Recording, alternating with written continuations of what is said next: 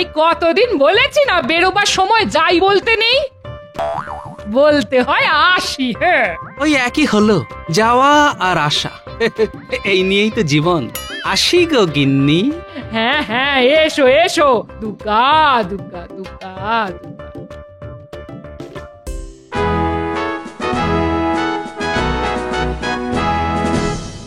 এই যে সব জানতা গামছাওয়ালা এলেন। তাই নাকি মন্ত্রী মশাই?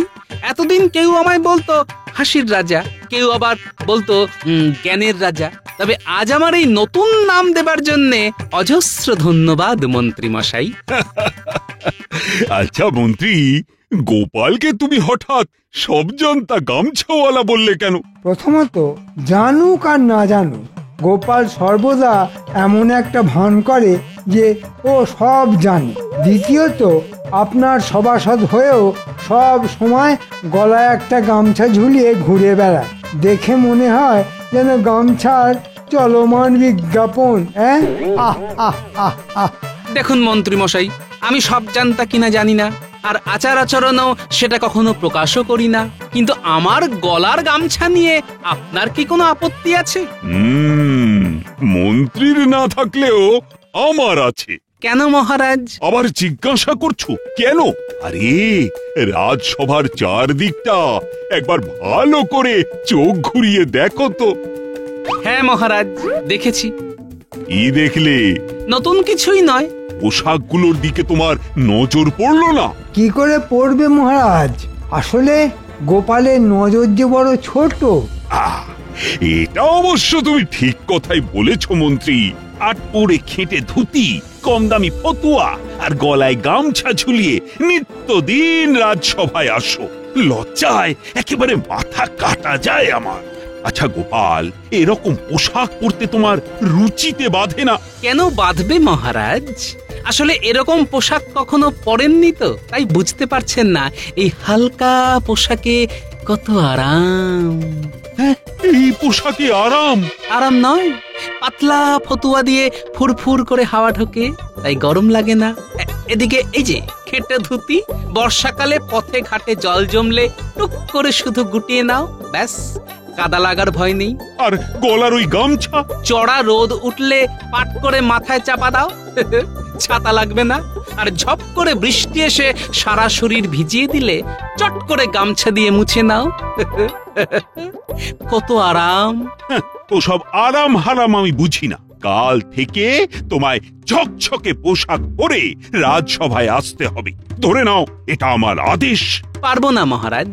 এই আমার মুখের উপর এত বড় কথা! কত বড় দুঃসাহস! হ্যাঁ, ঠিক আছে ঠিক আছে, আমার আদেশ মতো পোশাক যতদিন না পরে আসতে পারবে ততদিন আর রাজসভা মুখ হবে না। যাও যাও, দূর হয়ে যাও, দূর হয়ে যাও আমার সামনে থেকে। ঠিক আছে, তাই যাচ্ছি। তবে যাবার সময় বলে যাই মহারাজ, আজ আমার যে পোশাক নিয়ে নিন্দেমন্দ করছেন, একদিন হয়তো সেই পোশাকেরই গুণগান করতে হবে আপনাকে। মন্ত্রী, বলুন মহারাজ। কাছে এসো, কথা আছে। কি গো, ঠিকঠাক কাজ হবে তো? দেখুন না কি করি। কিরে, পারবি তো? ঠিক পারবো। তাহলে ওর পেছনে ছায়ার মতো লেগে থাক। ঠিক আছে।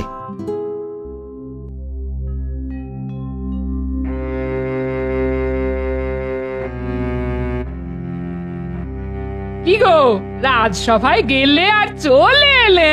না গো গিন্নি, আসলে মহারাজ আমাকে রাজসভা থেকে বের করে দিলেন। ও মা, সে কি কথা গো? কথা নেই বার্তা নেই, হঠাৎ বলে কিনা কাল থেকে আমাকে জবরজং পোশাক পরে রাজসভায় যেতে হবে। সে কি, কেন? আমার এই পোশাকের জন্য নাকি মহারাজের মাথা কাটা যায়। যত সব। তুমি কি ওইসব জড়ি টড়ি দিয়ে? পাগল, ওইসব জবরজং পোশাক আমি কিছুতেই পরতে পারবো না। তাতেই মহারাজ খেপে গিয়ে আমাকে রাজসভা থেকে বের করে দিলেন। তার মানে তো?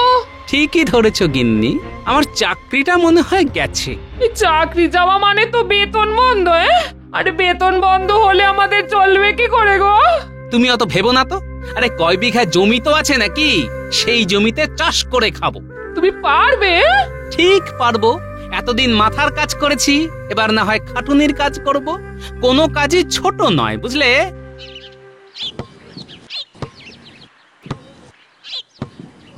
কি গো সব জানতা গামছাওয়ালা, শেষে কিনা সবজিওয়ালা হয়ে যাবে? তাই তোমাকে দেখে আজ একটা কথা বড় বেশি করে মনে পড়ে যাচ্ছে। কি কথা? ছিলে তুমি বিদূষক, সদাই মুখে হাসি, আজ শুধু কপাল দোষে হয়ে গেছো চাষি। আহ আহ আহ আহ। দেখুন মশাই, কথা শেষ হয়ে থাকলে এখন এখান থেকে মানে মানে কেটে পড়ুন। তোমার গুমর এখনো ভাঙেনি দেখছি। শেষে যখন চোখের জলে নাকের জলে হবে তখন বুঝবে মজা।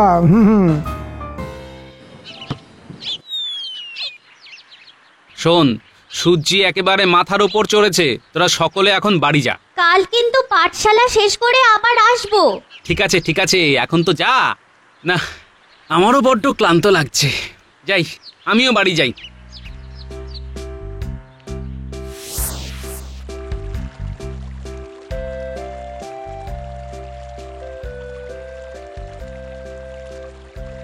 বাহ, কি সুন্দর তকতকে জল। এতক্ষণ কোদাল চালিয়ে সারা শরীর কেমন তেতে গেছে। এই তকতকে জলে স্নান করে তবেই বাড়ি যাব। আশেপাশে কেউ নেই, তাহলে এখানেই পোশাক খুলে গামছা পরে জলে নেমে পড়ি।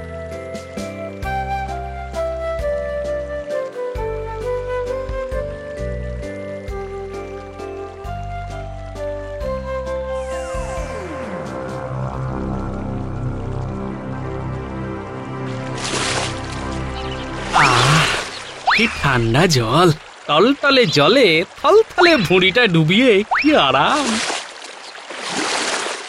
আহা,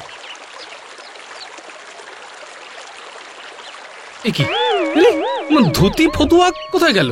কে নিল? মনে হচ্ছে কোনো বদমাশ আমাকে জব্দ করার জন্য ধুতি ফতুয়া নিয়ে পালিয়ে গেছে। ঠিক আছে, তাতে আমার ভারী বই গেল। ধুতি ফতুয়া গেছে তো কি হয়েছে, পরনের গামছাটা তো আছে, এটা পরেই বাড়ি চলে যাব।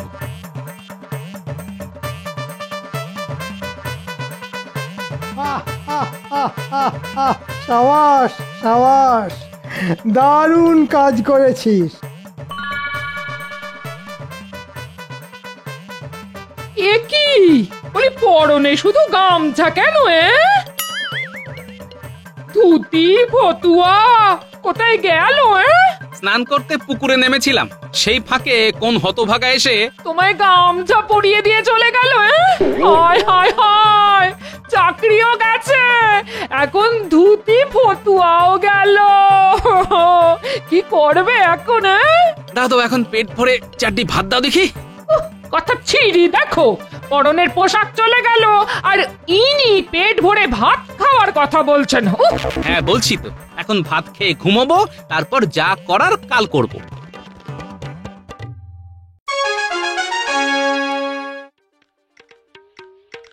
আরে গোপাল, এই পোশাকে তুমি এখানে? এই, তোমাকে না রাজসভায় আসতে বারণ করে দিয়েছিলাম? হ্যাঁ, তা অবশ্য করেছিলেন, কিন্তু আমি তো আজ এখানে আপনার সভাসদ হয়ে আসিনি। তাহলে কি করতে এসেছো? এসেছি বিচার চাইতে। বিচার? কিসের বিচার? চুরির বিচার। মহারাজ, কাল নদীর ধারে ধুতি ফতুয়া খুলে আমি এই গামছা পরে স্নান করতে নেমেছিলাম, আর স্নান করে উঠে দেখি আমার ধুতি ফতুয়া চুরি হয়ে গেছে। তা চুরি হয়ে গেলে আমি কি করব? হয় চোর ধরে তার কাছ থেকে আমার ধুতি ফতুয়া উদ্ধার করে দেবেন, না হলে ক্ষতিপূরণ হিসাবে নতুন ফতুয়া ধুতি কিনে নেবেন। মামার বাড়ি যেন, চুরি হলো তোমার আর কিনে দেব আমি। তাহলে পেয়াদা পাঠিয়ে চোর ধরে আনুন। সেটাও সম্ভব নয়, তুমি এখন আসতে পারো গোপাল। সেটা বললে তো শুনছি না মন্ত্রী মশাই। যতদিন না আমি আমার ধুতি ফতুয়া ফিরে পাচ্ছি, ততদিন আমি এইভাবে এইখানে এই গামছা পরে দাঁড়িয়ে থাকবো। কিন্তু দাঁড়িয়ে থাকতে থাকতে তো তোমার পা ব্যথা হয়ে যাবে গোপাল। তবুও দিনের পর দিন দাঁড়িয়েই থাকবো। তাহলে তোমার পরনের ওই গামছা তো পুরনো হয়ে ছিঁড়ে কুটি কুটি হয়ে যাবে, তখন লজ্জা ঢাকবে কিসে? কলা পাতায়? কেন কচু পাতা চাপা দিয়ে? তবুও দাঁড়িয়ে আমি থাকবই। এ বাবা, এ আবার কি আপদ? সেটা তো একটা ভীষণ বিসদৃশ্য ব্যাপার হবে। আমার মান ইজ্জত তো ধুলোয় লুটোবে।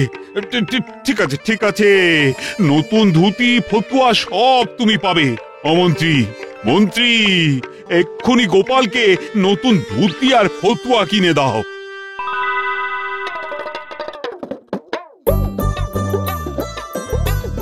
গিন্নি, ও গিন্নি, আরে কোথায় গেলে গো? ও মা গো, গেলে শুধু গামছা পরে আর ফিরে এলে নতুন ধুতি ফতুয়া পরে? কে দিল? গামছা পরে সোজা চলে গেলাম রাজসভায়। আর রাজসভার মধ্যে আমার সেই অর্ধ উলঙ্গ রূপ দেখে মহারাজ কিনে দিতে বাধ্য হলেন। বাবা, আমি হলাম গোপাল ভাঁড়, আমাকে জব্দ করা অত সহজ নয়। দাও দাও দাও দাও, ভাত দাও ভাত দাও, বড্ড খিদে পেয়েছে। মহারাজ, এটা কিন্তু আপনি ঠিক করছেন না। কে কি পোশাক পরবে সেটা তার নিজের ব্যাপার। এই নিয়ে গোপালের সঙ্গে বিবাদ করাটা কিন্তু মোটেও উচিত নয়। একদিনের জন্যও অন্তত ঝকঝকে পোশাক পরে রাজসভায় আসতে তো পারতো। তবে গোপাল রাজসভায় না এলে আপনারই কিন্তু ক্ষতি হবে, এই আমি বলে দিলাম। জ্বলে যাচ্ছে উজি, জ্বলে যাচ্ছে, আমার সর্বাঙ্গ জ্বলে যাচ্ছে। কেন কেন জাহাপানা, কেন জ্বলে যাচ্ছে কেন? রাগে উজি, রাগে। ও রাগে? কার ওপর রাগে জাহাপানা? একবার শুধু মুখ দিয়ে তার নামটা প্রকাশ করুন, তলোয়ারের এক কোপে যদি তার ঘাড় থেকে মাথা আলাদা করে না দিয়েছি তো। আরে দূর, অন্য কারোর ওপর নয়, রাগ হচ্ছে আমার নিজের ওপর। কেন কেন জাহাপানা, নিজের ওপর কেন রাগ হচ্ছে? হ্যাঁ, নিজের ওপর রাগ হচ্ছে কেন? বুঝবো, আবার জিজ্ঞেস করছো কেন? আজ এতগুলো বছর ধরে এত চেষ্টা করেও বেটাকে কাবু করা গেল না। কাকে কাবু করার কথা বলছেন বলুন তো? সেটাই তো মাথায় আসছে না। আরে বেল্লি, মাথা থাকলে তবেই তো বুঝবে কার কথা বলছি। বলছি কৃষ্ণচন্দ্রের কথা। কৃষ্ণচন্দ্র? হ্যাঁ, কৃষ্ণচন্দ্র। আরে আমার কতদিনের স্বাদ ওই কৃষ্ণচন্দ্রকে কাবু করে কৃষ্ণনগর দখল করব, কিন্তু বারে বারেই কি যুদ্ধ, কি বুদ্ধি, সবেতেই হেরে যাই আমি। সে আর কি করবেন হুজুর, যার যেমন নসিব। খামোশ! আমি তমাম বাংলার নবাব, নিজের নসিব আমি নিজেই বানাই। শোনো উজির, কৃষ্ণচন্দ্রকে কাবু করার জন্য একটা জবরদস্ত ফন্দি আঁটতে হবে তোমায়। পারলে ইনাম পাবে, আর না পারলে গর্দান যাবে। আপনি কি কি কি কি কি কথা বলছেন জাহাপানা? না পারলে গর্দান যাবে? হ্যাঁ, গর্দান নিয়ে গুম করে দেবো তোমায়। ইয়াল্লা, মাথায় এসে গেছে। কি? ওই যে বললেন না গুম, জাহাপানা কৃষ্ণচন্দ্রকে গুম করে দিতে হবে। বহুত খুব। তা কিভাবে গুম করবে? শুনেছি খুব ভোরবেলায় কৃষ্ণচন্দ্র একা একা বাগানে পায়চারি করে, আশেপাশে তখন কোনো প্রহরী থাকে না। হ্যাঁ, কথাটা আমি শুনেছি বটে। যদি দুজন গুপ্তচর পাঠিয়ে ওই সময় কৃষ্ণচন্দ্রকে তার বাগান থেকে গুম করে ফেলা যায়। হ্যাঁ, খুব ভালো বন্দি, কিন্তু তারপর কি করবে? বেটাকে আমাদের মুর্শিদাবাদে তুলে এনে ভয় দেখিয়ে যদি ওর বিষয় আশয় লিখিয়ে নেওয়া যায়, তাহলে কেমন জমবে বলুন তো ব্যাপারটা? হ্যাঁ, বহুত জমে যাবে। তাহলে আর দেরি করছো কেন? যাও, যত তাড়াতাড়ি পারো সব ব্যবস্থা করে ফেলো। কিন্তু আমার ইনাম? পাবে, ইনামে ভরিয়ে দেবো তোমায়।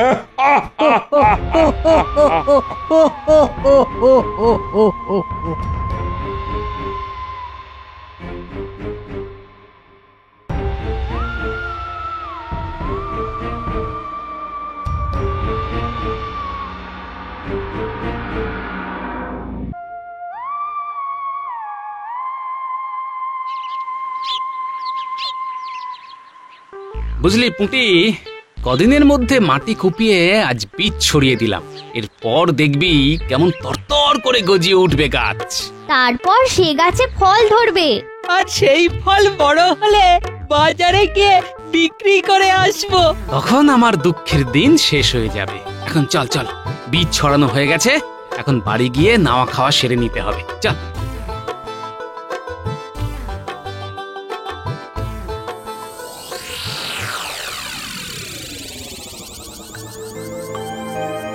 শোন, মহারাজের আদেশ মতো জমিতে ছড়ানো সব বীজ এমনভাবে ওলট পালট করে দিতে হবে যাতে একটা বীজ থেকেও গাছ না বেরোতে পারে। ঠিক আছে মন্ত্রী মশাই, কোনো চিন্তা করবেন না, সব হয়ে যাবে।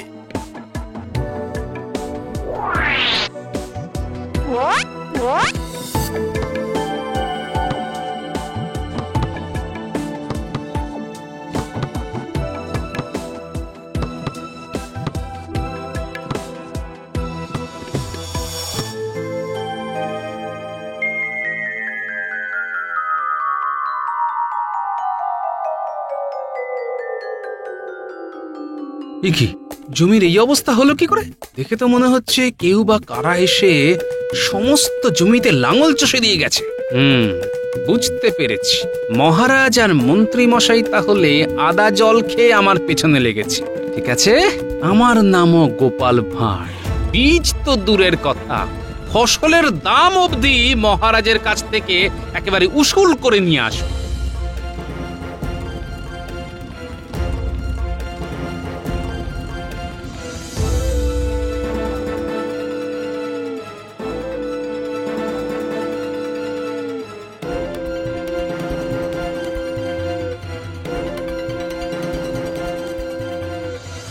কি ব্যাপার, পথ আটকে দাঁড়ালে কেন? রাজবাড়ির ভেতরে ঢোকা কিংবা রাজসভায় যাওয়া তোমার বারণ আছে। তাই নাকি? তা কার আদেশে? মহারাজ আর মন্ত্রী মশাইয়ের আদেশ। তার মানে আটঘাট বেঁধেই সব করা হচ্ছে। আচ্ছা ঠিক আছে, আমি তাহলে ফিরেই যাচ্ছি। আমাদের কোনো দোষ নিও না গোপাল দাদা। না না, তোমরা আর কি করবে, তোমরা তো সব হুকুমের দাস।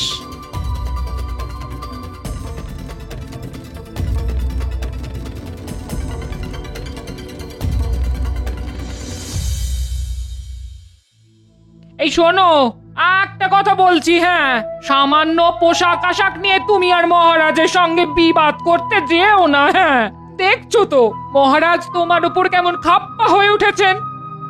রাজবাড়ির চাকরিটাও তো প্রায় গেছেই, তার উপর চাষবাস করে যে একটু করে কমবে খাবে, তার সব উপায় এক এক করে বন্ধ হয়ে যাচ্ছে গো। তা তুমি কি করতে বলো আমায়? বলছি কি, মহারাজের কথা মেনে তার পছন্দের পোশাকই না হয় পরো।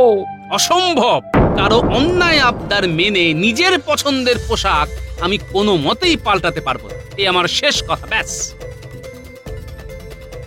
এই দেখো, দুম করে রেগে গিয়ে ঘর থেকে বেরিয়ে চলে গেল।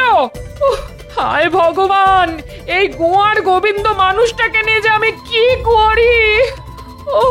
হায় ভগবান।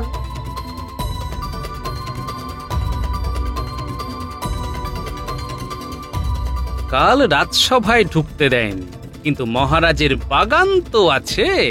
আজ বাগানে ঢুকে মহারাজের সঙ্গে একটা হেস্তনেস্ত করতেই হবে।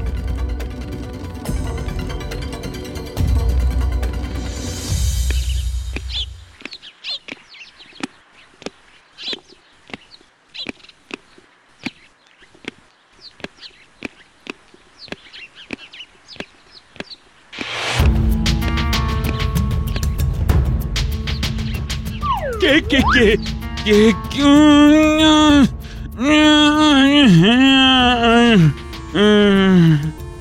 এরা কারা? মহারাজকে এভাবে টানতে টানতে নিয়ে যাচ্ছে কেন? নিশ্চয়ই কোনো গোলমাল আছে। এই তোরা কারা? মহারাজকে এভাবে টেনে নিয়ে যাচ্ছিস কেন? বেশি কথা বললে মেরে টাক ফাটিয়ে দেবো। তাই নাকি? তাহলে দেখ কে কার টাক ফাটায়।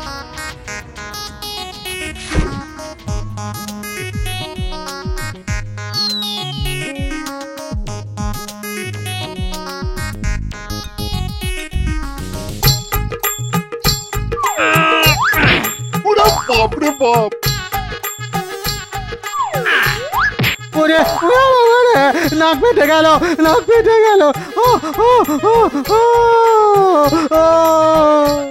রক্ষী, রক্ষী, রক্ষী, এক্ষুনি এই বদমাস দুটোকে দড়ি দিয়ে বেঁধে ফেল।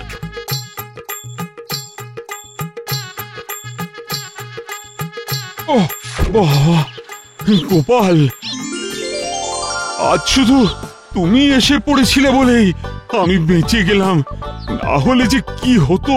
কিন্তু এদেরকে পাঠিয়েছে বলো তো? কিরে বেটারা, তোদের কে পাঠিয়েছে বল, বল। না বললে কিন্তু না না, আমাকে মেরো না, আমাকে মেরো না। আর এক লাগলে সব ফুটি বাটা হয়ে মরে যাব। আর মেরো না, মেরো না, মেরো না, মেরো না। তাহলে বল কে পাঠিয়েছে? মুর্শিদাবাদে, মুর্শিদাবাদে নবাব। নবাব? যাও, এদের কারাগারে নিয়ে যাও, তারপর আচ্ছা করে থেতো করে এদের আবার নবাবের কাছে পাঠিয়ে দেব। শোন বেটারা, তোদের নবাবকে গিয়ে বলবি এই গোপাল যতদিন বেঁচে আছে ততদিন মহারাজের কোনো ক্ষতি করা ওই বুড়ো নবাবের পক্ষে সম্ভব নয়। যাও, নিয়ে যাও এদের। গোপাল, গোপাল, কি কি বলে যে তোমায় ধন্যবাদ দেব? আমায় ধন্যবাদ দিতে হবে না মহারাজ, ধন্যবাদ দিন আমার পোশাককে, বিশেষ করে আমার এই গামছাকে। মহারাজ, এই গামছা দিয়ে যেমন গা মোছা যায়, গলায় ঝোলালে যেমন মনে হয় উড়নি, তেমনি এর এক প্রান্তে ইট বেঁধে নিলে এটা হয়ে যায় ভীমের গদা। গোপাল, আজ আমি বুঝতে পেরেছি তোমার পোশাক নিয়ে অপমান করাটা কত বড় অন্যায় হয়েছে আমার। না না না, তুমি তুমি এই পোশাকেই আবার আজ থেকে রাজসভায় এসো। আর আপনার ওই মন্ত্রী আমাকে সবজান্তা গামছাওয়ালা বললে? কানটি মূলে রাজসভা থেকে দূর করে দেব।